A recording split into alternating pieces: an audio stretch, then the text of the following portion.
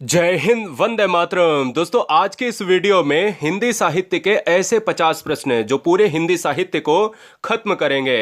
यानी अगर ये वीडियो आपने देख ली तो मुझे लगता है कि कोई भी साहित्य का क्वेश्चन आपसे एग्जाम में छूटेगा नहीं। तो आइए बढ़ते हैं इस वीडियो में और वही प्रश्न लिए हैं जो परीक्षा में सबसे ज्यादा ट्रेंड होते हैं। पहला प्रश्न आपके स्क्रीन पर है कि ज्ञानपीठ पुरस्कार पाने वाले हिंदी के प्रथम साहित्यकार हैं।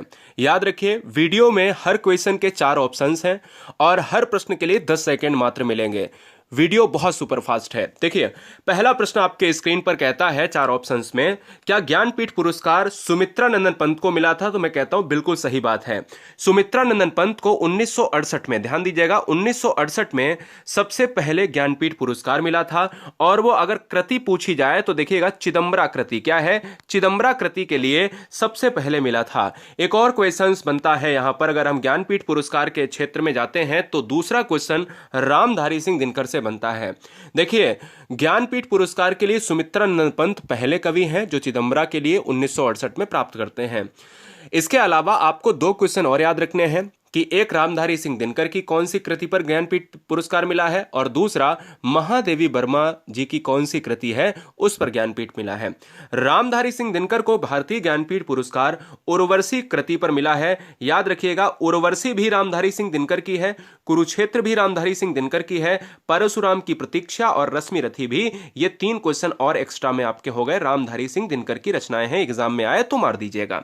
तो आंसर क्या हो जाएगा? डी हो जाएगा। एक और क्वेश्चन बनता है यहां पर, मैंने आपको जैसा कि जिक्र किया है कि महादेवी वर्मा, जब महादेवी वर्मा की बात करते हैं तो महादेवी वर्मा के लिए आपको कृति याद रखनी है, यामा कृति याद रखनी है। ठीक है ना? चलो, बहुत बढ़िया। आज हम इस वीडियो को दे रहे हैं खराब मौसम की वजह से, इसलिए हर बहन हर भाई इस वीडियो को पूरा वॉच कर ले। ठीक है, चलिए तीसरा नंबर, निम्नलिखित में कौन सा छायावादी कवि है? छायावादी कवि की बात करें तो सुमित्रा नंदन पंत हो जाएंगे, ऑप्शन नंबर सी। छायावाद के अगर हम जनक के रूप में देखते हैं तो जनक कौन है? जयशंकर प्रसाद हैं। कौन है? जयशंकर प्रसाद हैं। ये भी बात आपको याद रखना है, जयशंकर प्रसाद ये कौन है? पितामह है छायावाद के। अगले प्रश्न पर बढ़ेंगे, क्वेश्चन नंबर 4। इस वीडियो में बहुत सारे क्वेश्चंस आपके गलत होंगे, लेकिन आपको बता दें कि देश की नंबर 1 हिंदी 8:30 बजे चलती है रात में। आप सभी का स्वागत है, सब्सक्राइब कर ले राष्ट्रहित में। चांद का मुंह टेढ़ा किसके, यानी कौन है इसका रचयिता? आंसर हमारा ऑप्शन जाएगा गजानन माधव, जिसको मुक्तिबोध कहते हैं। इनका उपनाम है मुक्तिबोध है। भारतेंदु हरिश्चंद्र को कहा जाता है आधुनिक हिंदी का जनक कहा जाता है। ठीक है ना? आधुनिक हिंदी का जनक कहा जाता है। क्वेश्चन नंबर 5 नंबर देखिएगा, रामलला नहचू के रचनाकार कौन है? रामलला नहचू के रचनाकार तुलसीदास हैं। याद रखिएगा, कवितावली, दोहावली और रामचरितमानस को भी तुलसीदास ने लिखा है। कवितावली, दोहावली और रामचरितमानस को किसने लिखा है? यह भी तुलसीदास ने लिखा है। चलो, बहुत बढ़िया। एक प्रश्न और बनता है बहुत इंपॉर्टेंट कि द्विवेदी युग का नाम किसके नाम पर रखा गया है? अब बच्चा परेशान तब हो जाता है जब ऑप्शंस में सारे द्विवेदी ऑप्शंस में होते हैं। तो आंसर क्या हो सकता है? जवाब दीजिएगा। देखिए, हर बच्चा कोशिश करता है कि महावीर प्रसाद द्विवेदी और हजारी प्रसाद द्विवेदी में से एक लगाया जाए, लेकिन महावीर प्रसाद द्विवेदी इस क्वेश्चन का आंसर होगा। द्विवेदी युग का नाम जो है महावीर प्रसाद द्विवेदी के नाम पर पड़ा है। 7 नंबर, संसद से सड़क तक काव्य के रचनाकार कौन है? जब संसद से सड़क की बात करते हैं, कई बार हमने ट्रिक भी बताई है कि संसद से सड़क तक नेता जब जाएंगे तो धूल उड़ाते हुए जाएंगे, और धूल उड़ाते हुए जाएंगे तो धूमिल हो जाएंगे, यानी सुदामा पांडे। इस क्वेश्चन का आंसर ऑप्शन नंबर हो जाएगा सुदामा पांडे, धूमिल, यानी उपनाम है धूमिल। रंगभूमि उपन्यास के रचनाकार कौन है? A to Z कठिन से कठिन, सरल से सरल क्वेश्चन 50 क्वेश्चन में समाहित कर दिया है। रंगभूमि उपन्यास के रचनाकार कौन है? 8 नंबर का जो आंसर होगा दोस्तों वो ऑप्शन नंबर सी हो जाएगा, प्रेमचंद्र। इस क्वेश्चन का आंसर लॉक हो जाएगा। अगला क्वेश्चन आपके स्क्रीन पर 9 नंबर कहता है, ज्ञानपीठ पुरस्कार किस क्षेत्र में श्रेष्ठ कार्य के लिए दिया जाता है? ज्ञानपीठ पुरस्कार दिया जाता है साहित्य के क्षेत्र में। जैसा कि आपको बताया कि भारत में सबसे पहले हिंदी भाषा के लिए ज्ञानपीठ मिला है चिदम्बरा कृति को, और सुमित्रा नंदन पंत हैं उसके लेखक हैं। ठीक है ना? ज्ञानपीठ पुरस्कार की अगर मैं बात करूं तो एक और क्वेश्चन बनता है कि ज्ञानपीठ पुरस्कार दिया जाता है हिंदी भाषा के प्रचार प्रसार हेतु, भारतीय लेखकों के आर्थिक सहायता हेतु, भारतीय भाषा में साहित्यकारों के रचनात्मक लेखन हेतु, या फिर इनमें से कोई नहीं। तो 10 नंबर का आंसर मैं कह सकता हूं कि साहित्य से जुड़ा है, लेकिन साहित्यकारों के रचनात्मक लेखन से संबंधित है। ऑप्शन सी चला जाएगा। 11 नंबर बहुत इंपॉर्टेंट है। पृथ्वीराज रासो से 2 प्रश्न आते हैं, 2 नहीं बल्कि 3 आएंगे कि पृथ्वीराज रासो जो है किस काल की रचना है। पहला तो पृथ्वीराज रासो जो है आदिकाल की रचना है, ऑप्शन ए। पृथ्वीराज रासो को किसने लिखा है, तो दोस्तों आपको बता दें कि चंद्रवरदाई ने लिखा है। किसने लिखा है? चंद्रवरदाई ने लिखा है। और ये दोस्तों कैसा है, ये दोस्तों आपके हिंदी का प्रथम महाकाव्य है। ये एग्जाम में भी क्वेश्चन कई बार पूछा गया है कि हिंदी का प्रथम महाकाव्य कौन सा है, पृथ्वीराज रासो है। ये भी बात आपको याद रखनी है, ठीक है ना। किसने लिखा है? चंद्रवरदाई ने लिखा है, आदिकाल की कृति है, ये भी बात आपको याद रखनी है। 12 कलम के सिपाही क्या है? कलम के सिपाही किसने लिखा है? एक होमवर्क आपको देता हूं कि कलम के सिपाही यानी कलम के सिपाही किसे कहा जाता है, ऐसे बताओ। कलम के सिपाही की बात करें तो ये दोस्तों जीवनी भी है और दोस्तों ये आपको एग्जाम में कई बार विवादित क्वेश्चंस में फंसा सकता है। 13 नंबर हिंदी की पहली कहानी लेखिका का नाम क्या है? पहली कहानी लेखिका का नाम है दोस्तों बंग महिला है। ऑप्शन नंबर हमारा किसके साथ जाएगा? ए के साथ। खड़ी बोली के सर्वप्रथम लोकप्रिय कवि माने जाते हैं, रामधारी सिंह दिनकर को कहा जाता है द्वितीय राष्ट्र कवि। प्रथम राष्ट्र कवि दोस्तों कौन है? हिंदी का प्रथम राष्ट्र कवि है मैथिली शरण गुप्त है, इनको सेकंड नंबर का कहा जाता है। सूर्यकांत त्रिपाठी को निराला को कहा जाता है क्रांतिकारी कवि कहा जाता है ना, क्रांतिकारी कवि। और इस क्वेश्चन में 14 नंबर का जो आंसर है दोस्तों वो किसके साथ? डी के साथ जाएगा। खड़ी बोली के सर्वप्रथम जो है कवि माने जाते हैं उपाध्याय यानी हरिऔध, अयोध्या सिंह उपाध्याय, और इनकी है एक रचना प्रिय प्रवास। अगला प्रश्न है गोदान किसकी कृति है? तो गोदान दोस्तों किसकी कृति है?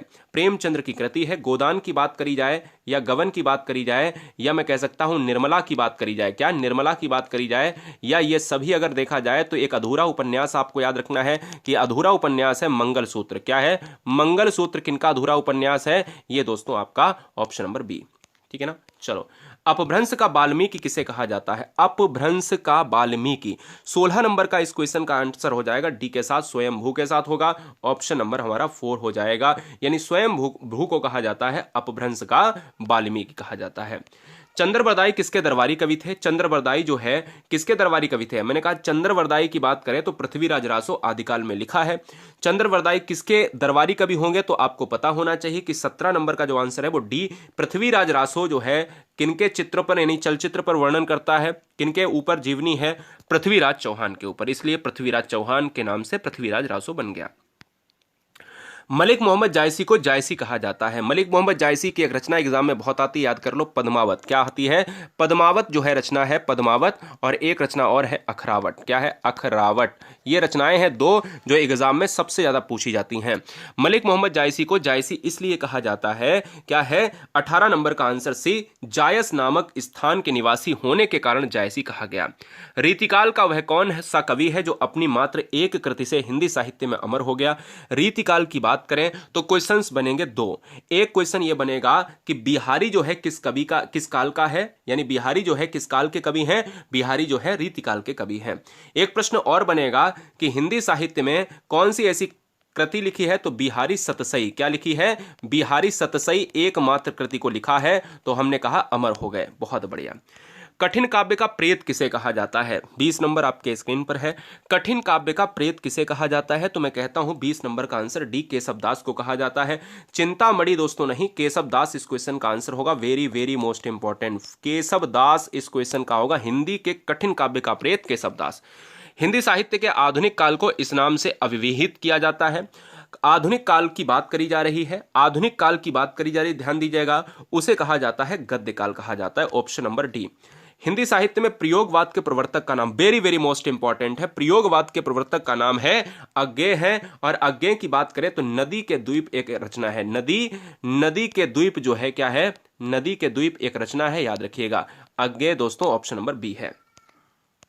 जायसी किस धारा के कवि थे? जायसी मैंने आपको बोला कि जायसी पद्मावत और अखरावट इनकी प्रमुख रचना है। जायसी किस धारा के कवि थे? यानी धारा आप कह लो या धारा कह लो, बात एक ही, धारा माना जाता है। 23 नंबर का जो आंसर है वो ऑप्शन नंबर बी हो जाएगा। प्रेमक खयानक काव्यधारा बहुत बार पूछा गया है प्रश्न, ये वाला बहुत इंपॉर्टेंट, स्टार लगा लीजिएगा। अगला है 24 नंबर, बहुत इंपॉर्टेंट प्रश्न ये भी है। मैथिल कोकिल किसे कहा जाता है? क्या है? मैथिल कोकिल किसे कहा जाता है? मैथिल कोकिल किसे कहा जाता है? 24 नंबर का आंसर है ऑप्शन नंबर ए है, विद्यापति को कहा जाता है। किसे? विद्यापति को मैथिल कोकिल कहा जाता है। अगला प्रश्न है प्रकृति के सुकुमार कवि किसे कहा जाता है? प्रकृति का सुकुमार कवि, देखिए मैंने आपको फिर से बताना है कि क्रांतिकारी कवि किसे कहा जाएगा? निराला को कहा जाएगा। महादेवी वर्मा किसको? महादेवी वर्मा की जब भी बात होती है तो इनको कहा जाता है, यानी आधुनिक आधुनिक युग की मीरा कहा जाता है, आधुनिक मीरा। सुमित्रा नंदन पंत को कहा जाता है प्रकृति का सुकुमार कवि, और आंसर हमारा ऑप्शन नंबर बी होगा। और छायावाद का जनक किसे कहा जाता है? छायावाद का जनक वो कहा जाता है दोस्तों जयशंकर प्रसाद को।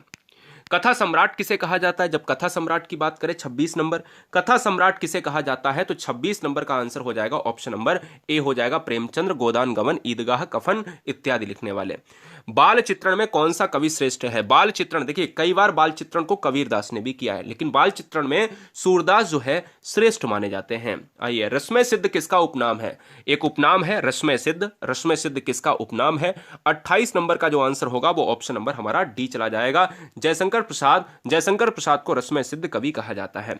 मधुर स्वप्न के रचनाकार कौन है? 29 नंबर, ध्यान दो, मधुर स्वप्न के रचनाकार कौन है? 29 नंबर, आंसर हमारा ऑप्शन नंबर डी होगा, राहुल संकृत्यायन होगा। और राहुल संकृत्यायन ने एक रचना लिखी है दोस्तों, बोलगा से गंगा। कहां?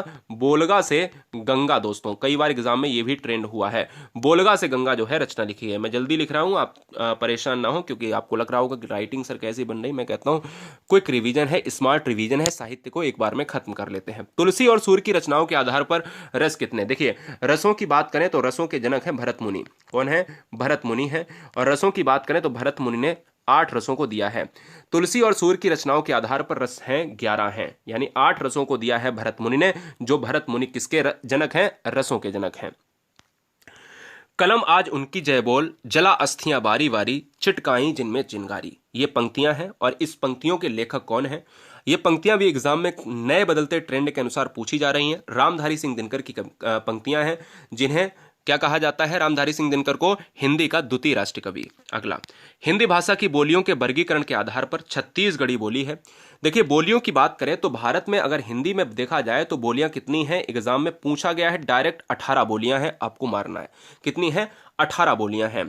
अगर हम पूछे कि छत्तीसगढ़ बोली है तो आपको क्या मारना है? तो आंसर हमारा पूर्वी हिंदी के साथ चला जाएगा, ये पूर्वोत्तर क्षेत्र की है। हिंदी भाषा के विकास का सही अनुक्रम क्या है? सही अनुक्रम क्या है? पाली प्राकृत अपभ्रंश हिंदी, प्राकृत अपभ्रंश हिंदी पाली, अपभ्रंश पाली प्राकृत हिंदी, या हिंदी पाली अपभ्रंश प्राकृत। हिंदी साहित्य का चुनिंदा प्रश्न है, सर्वश्रेष्ठ प्रश्न है, इसलिए इसको इंपॉर्टेंट में नोट कर लीजिएगा स्टार लगा के। हिंदी भाषा का जन्म हुआ होगा तो पाली से हुआ होगा, हिंदी भाषा का जन्म हुआ होगा प्राकृत अपभ्रंश हिंदी। आपको पता है कि हिंदी भाषा का जन्म अपभ्रंश से हुआ, इतना तो जानते हो, नहीं पता है तो जान लो। तो आप सबसे पहले आपको पता होना चाहिए कि पाली पुरानी है, और पाली से प्राकृत, प्राकृत से अपभ्रंश, और अपभ्रंश से हिंदी है। आंसर हमारा किसके साथ जाएगा? ऑप्शन नंबर ए ही हो जाएगा, ना कि सी। ठीक है, चलो।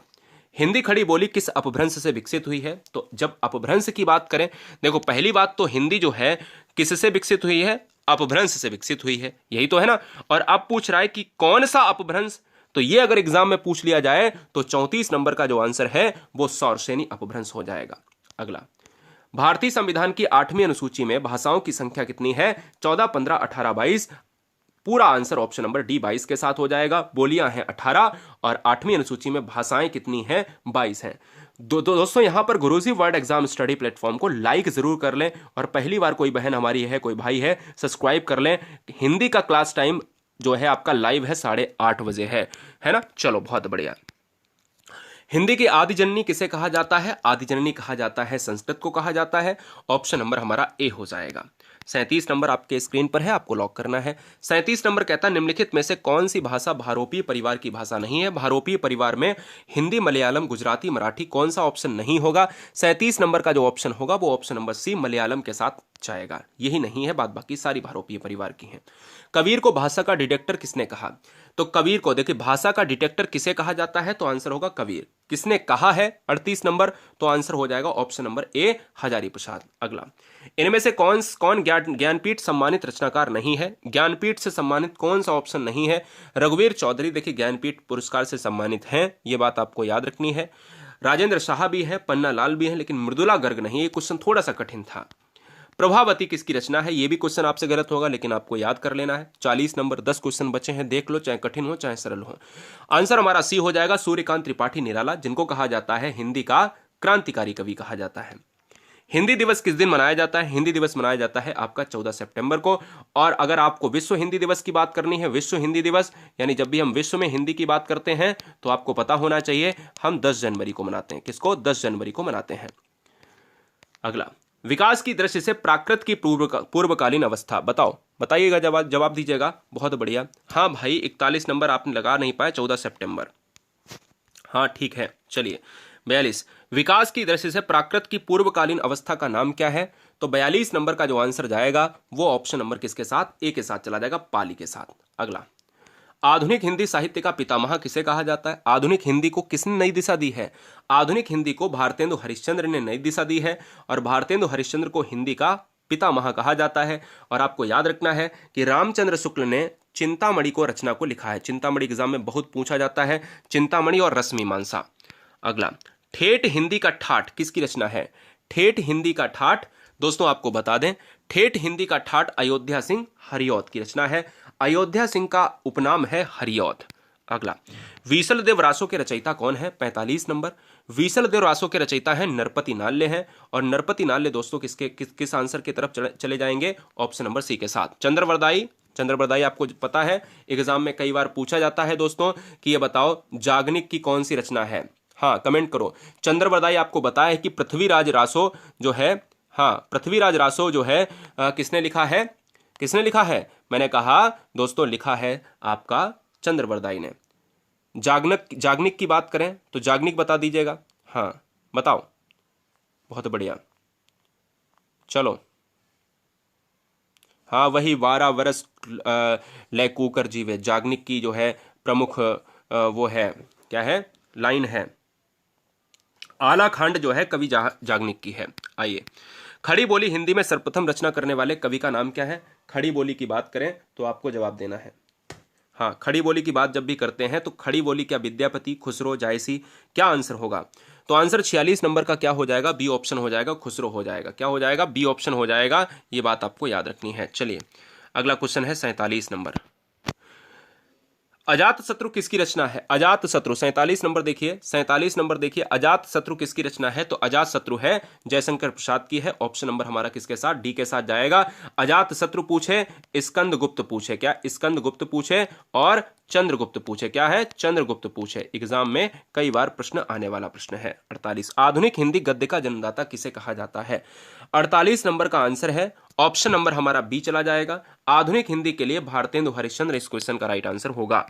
सेकेंड लास्ट क्वेश्चन है कि इनमें से कौन भक्तिकाल का कवि नहीं है? भक्तिकाल के अंतर्गत कौन सा कवि नहीं माना जाता है? बताइए। हाँ भाई बिल्कुल सही है। 48 नंबर के बी ऑप्शन में भारतेंदु हरिश्चंद्र जन्मदाता, जिन्होंने हिंदी को बढ़िया एक लय दी है। 49 नंबर देखिए क्या आंसर होगा। बहुत अच्छे। इनमें से भक्तिकाल का कवि कौन नहीं है? आमिर खुसरो नहीं है। आमिर खुसरो ऑप्शन हो जाएगा। और अंतिम प्रश्न है इस वीडियो का 50 नंबर। देखिए दोस्तों, खराब मौसम के चलते इस वीडियो को हमने दिया नहीं तो आपको सामने आपको दे देते वीडियो, लेकिन आपका क्विक रिवीजन इससे बाहर नहीं जाएगा। पूरा वीडियो आपको हमने दे दिया है। सब्सक्राइब करने के साथ अपने ईमानदारी से 5 मित्रों को जरूर शेयर करें। आंसर क्या होगा इस क्वेश्चन का? सुदामा चरित और ध्रुव चरित। सुदामा चरित और ध्रुव चरित जो है नरोत्तम स्वामी की रचना है। ठीक है ना, नरोत्तम स्वामी की रचना है। और एक क्वेश्चन आपसे मैं पूछता हूं, क्या मैं पूछता हूं आपसे? मैं पूछता हूं कि हिंदी कविता को छंदों की परिधि से मुक्त कराने वाले कौन थे? जवाब दीजिएगा। गुरुजी वर्ड एग्जाम स्टडी में आने के लिए धन्यवाद। टेलीग्राम ग्रुप को ज्वाइन करें, GURUJI एक स्पेस WORLD। मैंने नीचे लिंक दे दी है डिस्क्रिप्शन बॉक्स में। सारे बच्चे गुरुजी वर्ड एग्जाम स्टडी के टेलीग्राम से जुड़ जाएं। क्या सर्च करना है? गुरुजी वर्ड करना है, GURUJI एक स्पेस WORLD। जय हिंद।